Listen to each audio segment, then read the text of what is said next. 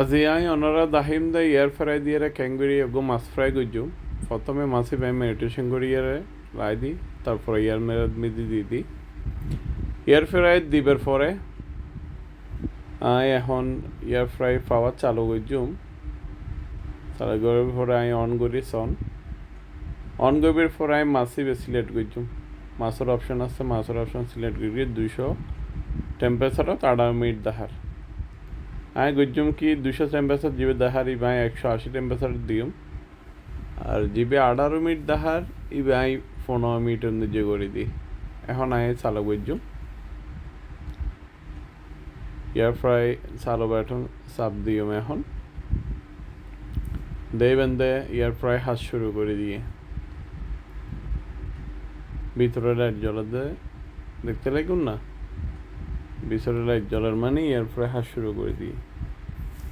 15 minute পরে আইয়ারা chime মাছের কী অবস্থা। মাছ মোটামুটিও গিয়ে এগুই।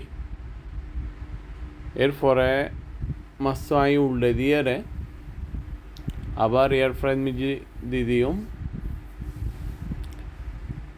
এখন আর আবার সিলেক্ট করছুম মাছের অপশনত সিলেক্ট করবার পরে আর 200 টেম্পারেচারত 20 মিনিট দেখার। তো আমি দুধ মিজিয়ারে 20 মিনিট হলে আবার ফ্রাইড মিজি দিয়ে দিই।